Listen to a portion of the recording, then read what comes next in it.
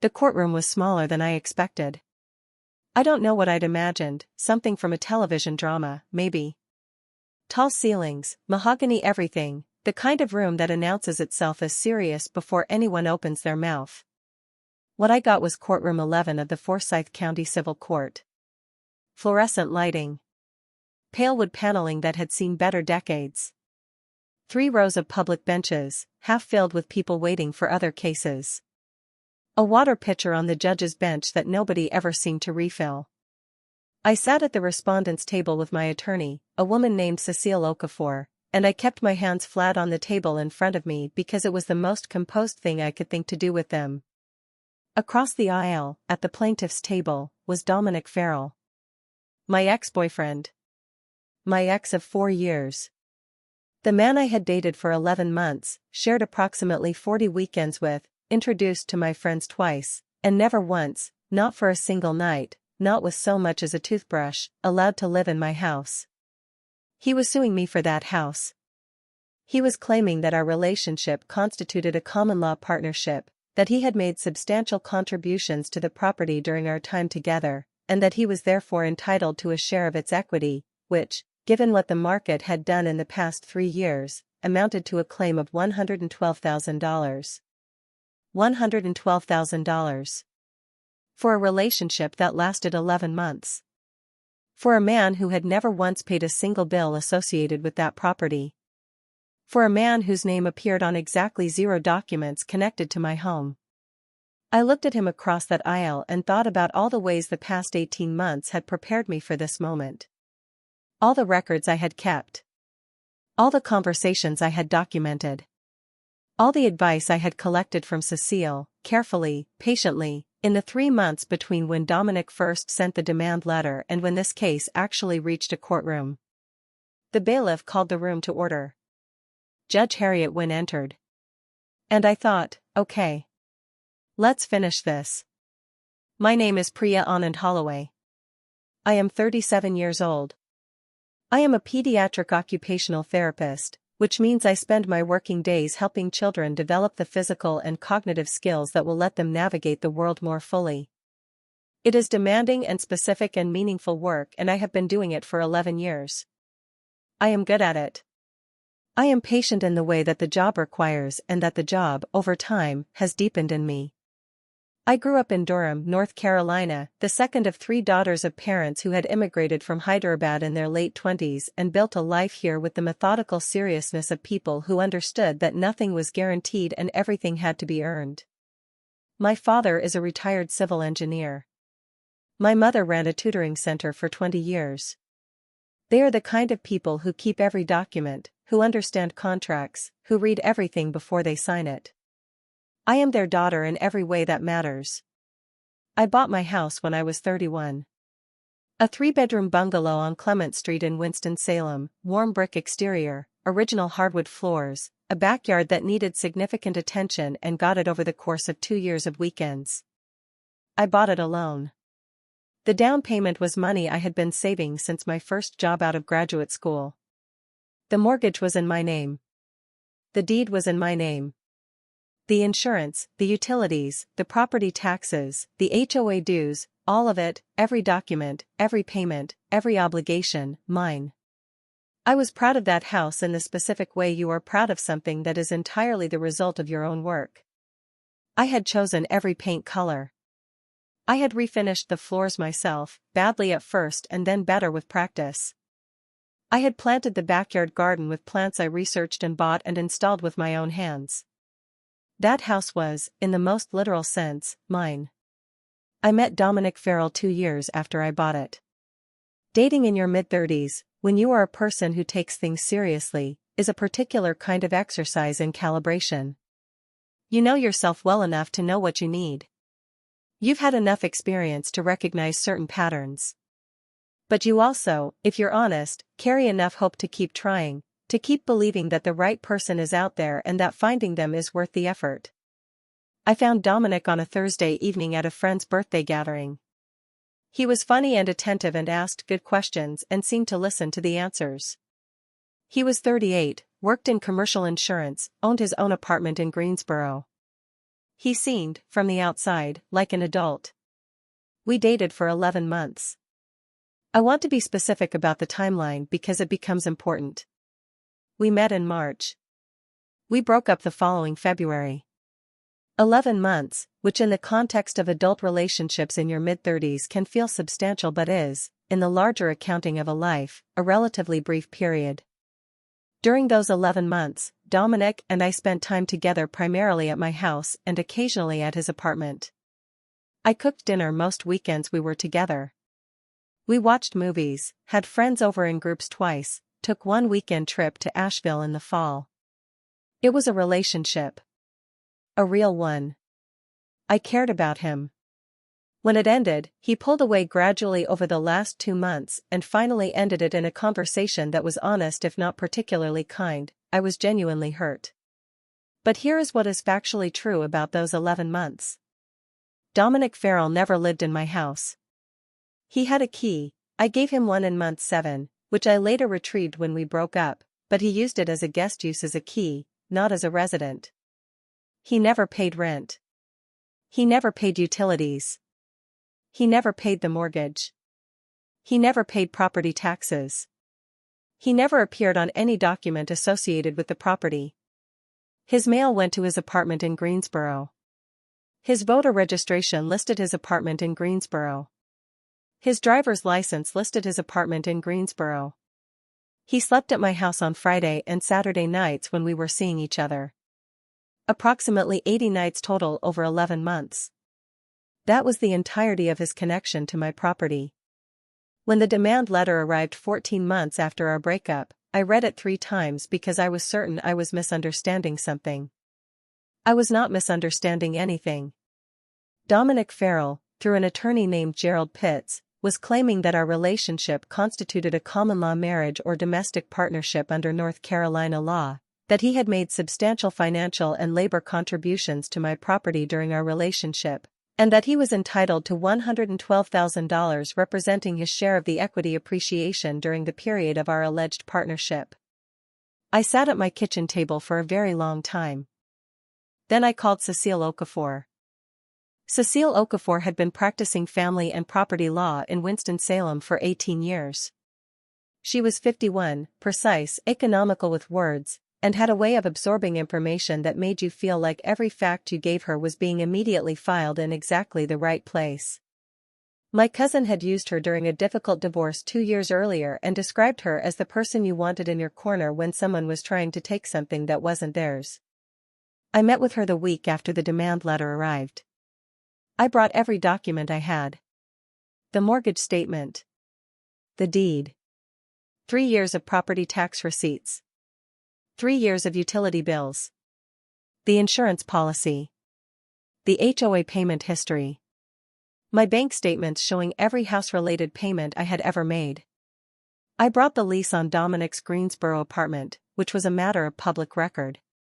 I brought screenshots of his social media profiles from the period of our relationship, which consistently listed his Greensboro address. I brought the one text message exchange I had where he had specifically referred to my house as your place rather than our place or home. I also brought something I hadn't been sure whether to include, a journal. I had kept a journal since college. Not a diary in the romantic sense, more like a running log. Dates, events, observations. The kind of record-keeping that is habit rather than strategy, though it was about to become strategy. I had entries from every month of the 11 months Dominic and I were together. The entries were not about him specifically. My journal isn't primarily about the people in my life, it's more about what I'm thinking and noticing. But they established, with dated specificity, a pattern of time, the weekends we spent together, the weeks I was at my house alone, the routines that were entirely mine. Cecile read everything. She was quiet for longer than I expected. Then she looked up. He has no case, she said. Then why is he filing? Because he thinks you don't know that. Or because he thinks litigation is expensive enough that you'll settle rather than fight. She set the folder down. Either way, he's wrong about you. What do I need to do? I asked. Keep records of everything from this point forward. Don't communicate with him directly at all, everything goes through me. And be patient. This is going to move slowly and he's counting on that wearing you down. I'm a pediatric occupational therapist, I said. I specialize in patients. She smiled. The first time I'd seen her smile in 40 minutes. Good, she said. Then let's get to work. Before I go any further, if this story is doing something to your blood pressure right now, I completely understand. Hit that subscribe button and drop a comment telling me where you're watching from. I read every single one. Now let's keep going. The months between the demand letter and the court date were 18 months of slow, grinding procedural reality. Dominic's attorney filed the formal claim. Cecile filed our response, which was essentially a detailed, documented rebuttal of every assertion in the complaint. Gerald Pitts requested discovery, the exchange of documents and evidence between both sides. Cecile provided everything we had. She also requested everything from Dominic's side. What came back from Dominic's discovery was illuminating. He claimed he had made substantial financial contributions to the property. His evidence for this was 3 receipts, one for a lawnmower purchased at a hardware store, $340, one for a set of kitchen shelves from a home goods store, $89, and one for what appeared to be a bag of mulch. A bag of mulch. He was claiming equity in my house partly on the basis of a bag of mulch. He also claimed he had performed significant labor improvements to the property. His evidence for this was his own written statement describing, in vague terms, having helped with yard work and minor repairs on multiple occasions. No photographs. No dated records. No specifics beyond the statement itself. His third claim was the most consequential and the least supported, that our relationship constituted a domestic partnership under North Carolina law and that he was therefore entitled to equitable distribution of assets acquired or appreciated during the partnership. North Carolina does not recognize common law marriage. This is not a gray area. It is explicit in state statute. Any relationship that began after 1868, which is when common law marriage was abolished in the state, cannot be recognized as a legal marriage without a formal ceremony and license. Gerald Pitts knew this. He had to know this. He was a licensed attorney in North Carolina. What he was arguing, more precisely, was a theory of domestic partnership by conduct, a much murkier and less established legal concept that argued, essentially, that the nature of our relationship had created implied financial obligations between us regardless of any formal legal status. It was creative. It was also almost entirely unsupported by North Carolina case law. I know this because Cecile explained it to me in detail, and because I then spent 3 weeks reading every case she cited until I understood the legal landscape as clearly as a non-lawyer could. I am my parents' daughter. I read everything. Cecile filed a motion for summary judgment, a request that the court dismiss the case before trial because Dominic had no legally sufficient evidence to support his claims. The motion was denied. Not because the judge found merit in his case, but because the factual disputes he had raised. Did he make contributions? What was the nature of the relationship? Required a full hearing to resolve. So we went to hearing. I want to tell you about the preparation. In the 6 weeks before the court date, Cecile and I met 4 times. Each meeting was 2 hours. We went through every piece of evidence. We prepared my testimony. We identified every question Gerald Pitts was likely to ask and we worked through my answers, not to script me. Cecile was explicit about this, but to make sure I understood the legal significance of what I was saying well enough to be precise under pressure. The most important thing, she told me in our final meeting, is that you answer exactly the question that is asked. Nothing more. When you don't know something, you say you don't know. When something is not within your knowledge, you say so. Do not try to be helpful beyond the question. I understand, I said. Pitts is going to try to make this feel like a relationship dispute. He's going to ask questions that are really about your feelings about Dominic, about how serious the relationship was, about whether you considered him important in your life. Those questions are designed to get you saying things that sound like partnership language. And I'm not there to testify about how I felt about him, I said. You're there to testify about facts. Dates.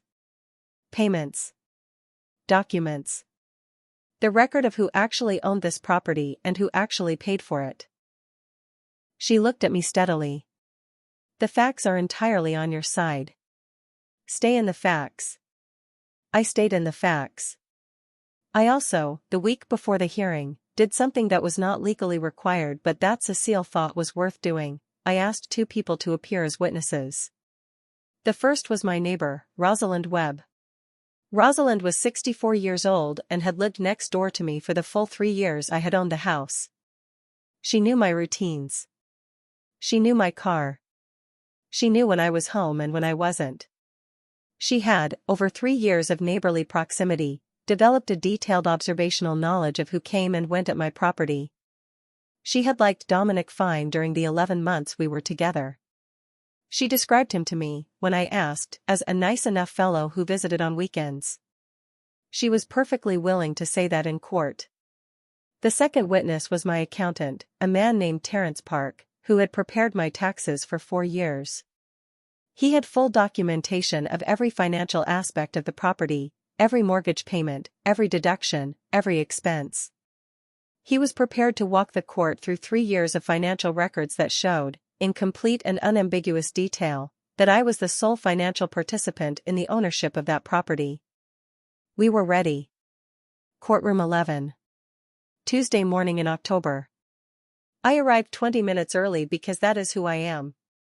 Cecile was already there, setting up at the respondent's table with the organized efficiency of a woman who has done this hundreds of times and treats each instance as the only one that matters. Dominic arrived with Gerald Pitts 8 minutes later. I watched him in my peripheral vision as he settled in across the aisle. He looked confident. He was wearing a new suit, I could tell by the way he was wearing it, slightly careful, like a man who doesn't want to crease something expensive. He was projecting the body language of someone who expected to win. I turned back to my table. I had worn a dress I'd owned for 2 years, dark green, professional, unremarkable. I had my hair pulled back.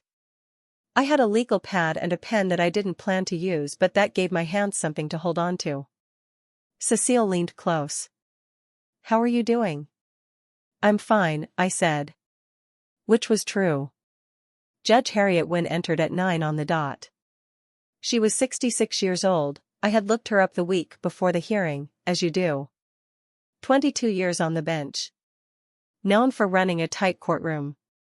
Known for not suffering what she called evidentiary theater. Known for asking direct questions when testimony got evasive. She settled herself, reviewed the case file briefly, and looked up. This is the matter of Farrell versus Anand Holloway.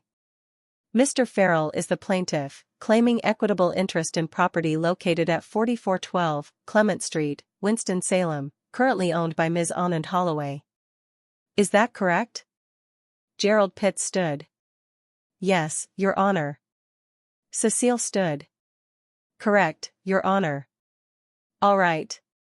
Judge Wynne looked at her notes. Mr. Pitts. Your client is making 3 primary claims. Domestic partnership by conduct, financial contribution to the property, and labor contribution to the property. Is that an accurate summary? Yes, Your Honor. Let's proceed. Call your first witness.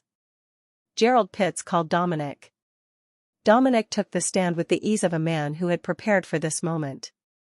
Gerald walked him through the opening questions, his name, his occupation, his relationship to the plaintiff, the basic timeline of our connection.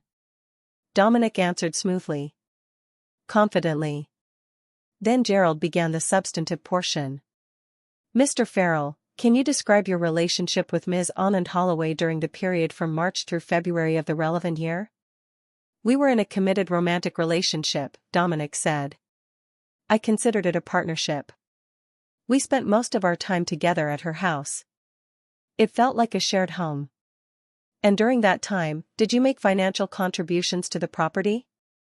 Yes. I purchased tools and materials for the house. I bought a lawnmower, shelving units, garden supplies. I spent money on the property regularly. And did you contribute labor to the property? Yes. I did yard work. I helped with repairs. I painted the fence along the back of the property. I was a full participant in maintaining that home. Gerald nodded. And when the relationship ended, were you compensated for any of these contributions? No. I walked away with nothing despite having invested significantly in what I considered our home. Gerald thanked him and sat. Cecile stood. She began the way we had discussed, calmly, factually, without drama. Mr. Farrell. During the 11 months of your relationship with Ms. Anand Holloway, where did you live? Dominic blinked. Once. I had an apartment in Greensboro. And throughout that 11-month period, did you maintain that apartment? Yes. You paid rent on that apartment for the full 11 months? Yes. Your driver's license during that period listed what address? A slight pause. My Greensboro apartment. Your voter registration? My Greensboro apartment. Any bank accounts, credit cards, or financial accounts, did any of them list 4412 Clement Street, Winston-Salem, as your address during this period? No.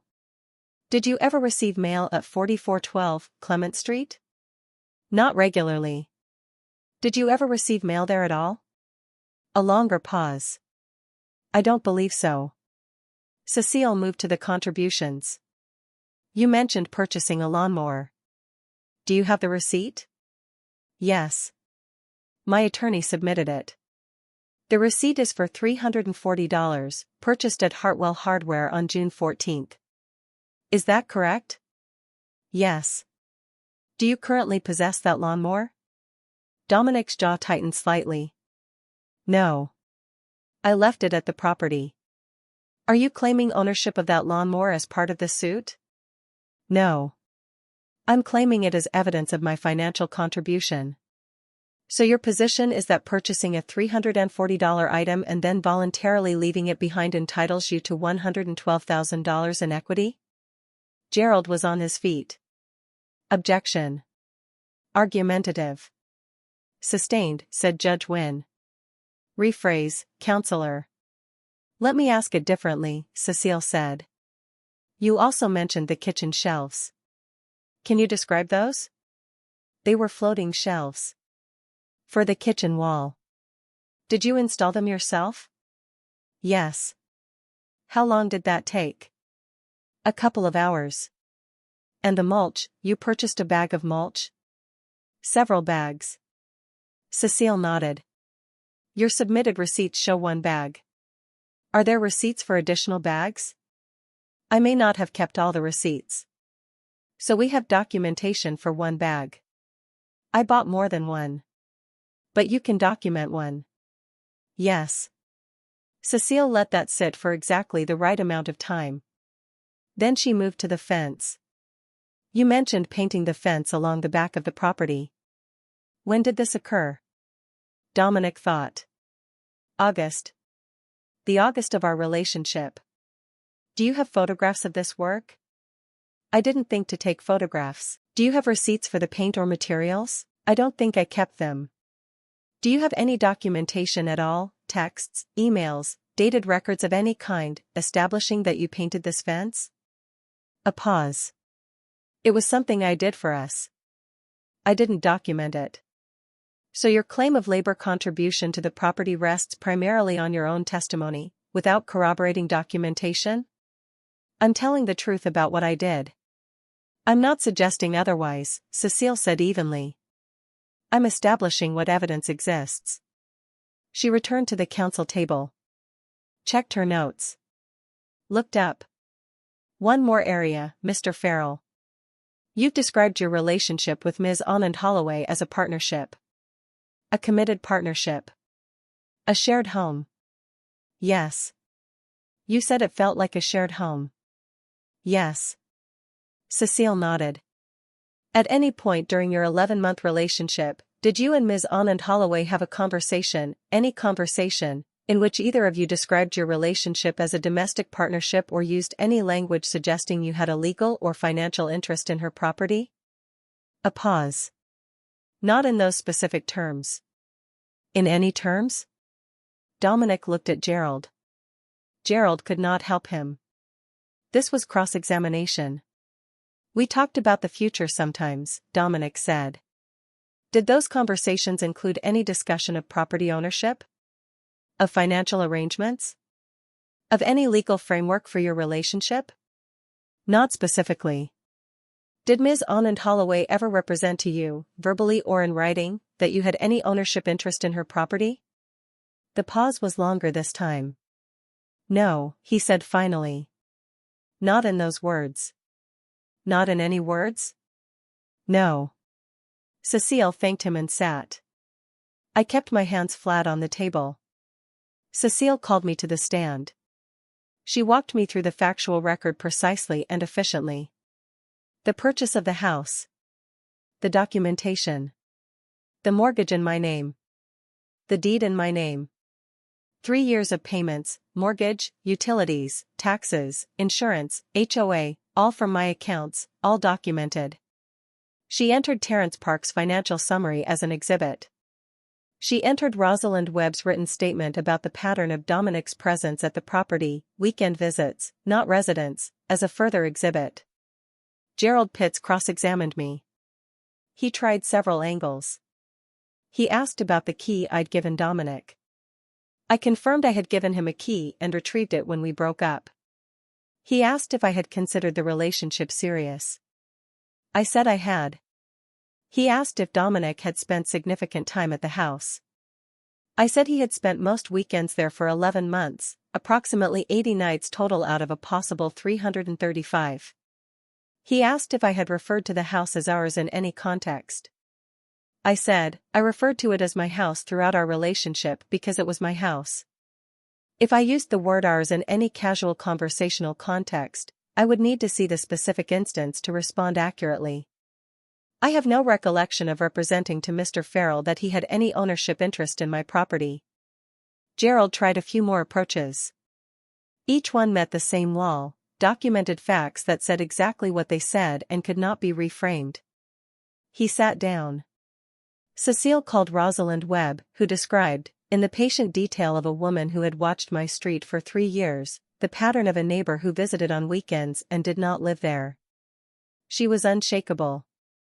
She had known me for 3 years and she told the truth about what she had seen. Cecile called Terrence Park, who walked the court through 3 years of financial records with the methodical clarity of a man who has spent his career making numbers tell stories. Every payment. Every document. My name on everything. Dominic's name on nothing. Gerald declined to cross-examine Terrence Park at length. There was nothing to cross-examine. The numbers said what they said. Then we reached closing arguments. Gerald presented what he had, the emotional argument. The 11 months. The weekends. The lawnmower. The shelves. The sense of partnership that Dominic had felt. He leaned on the word equity, not legal equity but fairness equity. Was it fair that Dominic had contributed to a relationship and walked away with nothing? Cecile presented what we had, the factual argument. Every document. Every payment. Every legal requirement for establishing the claims Dominic was making. The absence of any evidence meeting those requirements. The clear, unambiguous record of sole ownership by one party and the complete absence of any legal basis for the claims of the other. She was precise and calm and took 9 minutes. Then Judge Wynn said she had questions for the plaintiff. She looked at Dominic, still at the counsel table, his composure slightly less polished now than when the morning began. Mr. Farrell, she said. I have reviewed your submitted exhibits. I have listened to your testimony and the testimony of the respondent's witnesses. I want to ask you something directly, and I want you to think carefully before you answer. Dominic straightened slightly. Yes, Your Honor. Judge Wynn looked at him over her reading glasses. Can you show me a single document, of any kind, with your name on it connected to this property? Not a receipt for something you purchased. A document establishing any legal, financial, or contractual connection between you and 4412 Clement Street. The courtroom was quiet. Dominic looked at Gerald Pitts. Gerald Pitts looked at the table. Because there was no document. There had never been a document. There could not be a document because no such document existed. Because Dominic Farrell had no legal connection to my house. He had never had one. He had visited my house for 11 months and bought a lawnmower and helped with the yard, and that was the complete and entire sum of his connection to my property. The silence stretched. Judge Wynne waited. She was in no hurry. Dominic opened his mouth. Closed it. His expression had changed in a way that was difficult to describe, not collapse exactly, but the specific deflation of a person who has been running a bluff long enough to half convince themselves it was real, and has just been asked to show the cards. No, he said finally. I can't. Judge Wynne nodded slowly. Set down her pen.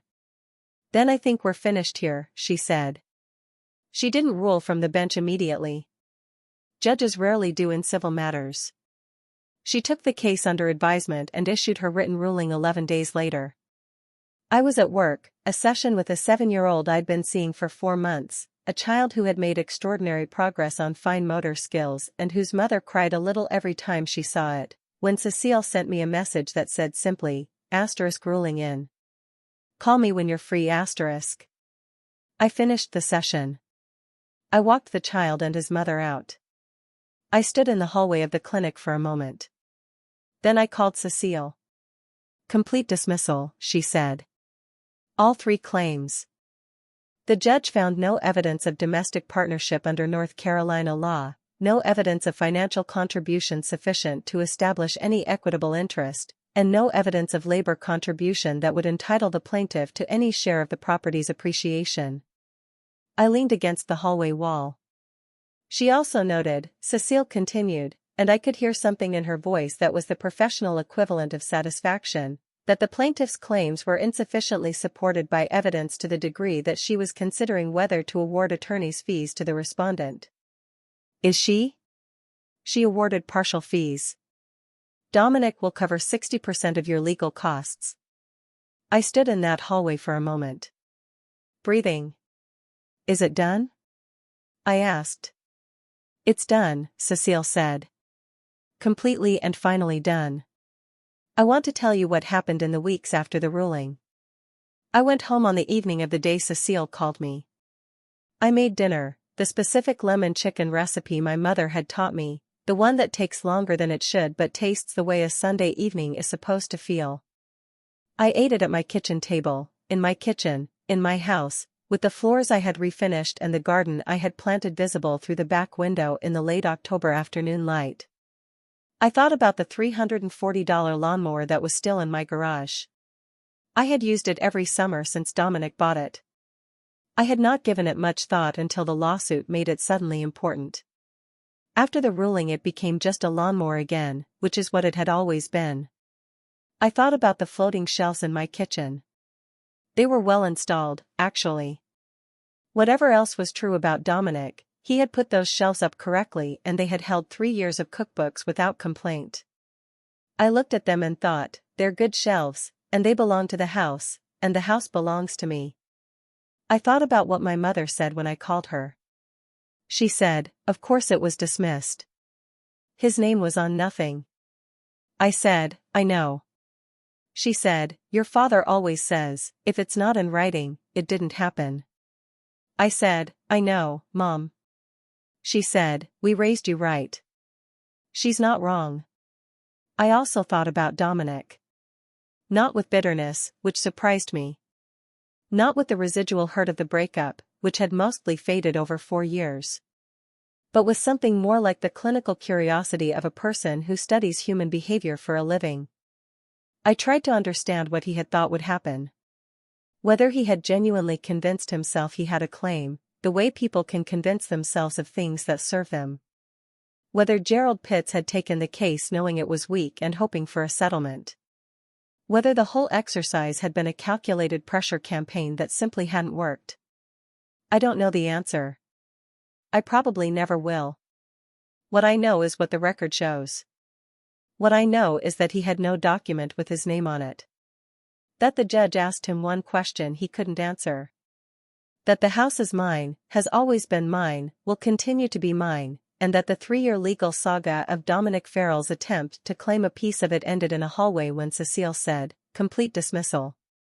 I went back to work the next morning. Here's what I want to say about the practical lessons, because I think they matter. When I bought my house at 31, I kept every document. Not because I anticipated litigation. Not because I was being strategically defensive. But because that is what my parents taught me, and because I understood instinctively that important things deserve to be treated like important things. The mortgage agreement.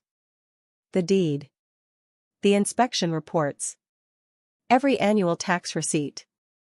Every insurance renewal. Every HOA payment. Kept in a physical folder and a digital backup, organized by year.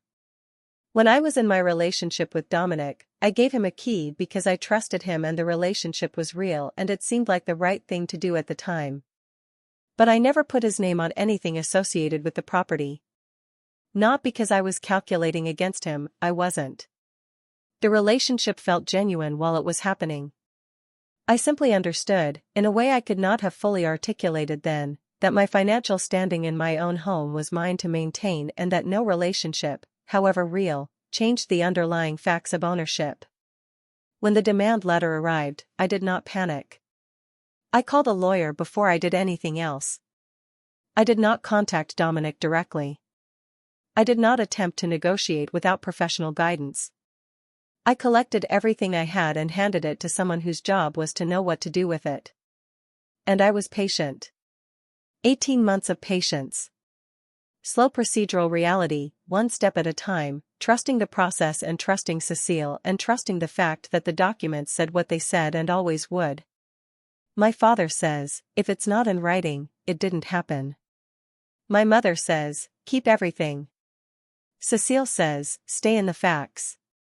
Between the three of them, I had everything I needed. 1 month after the ruling, Rosalind Webb brought me a plate of cookies over the fence between our yards.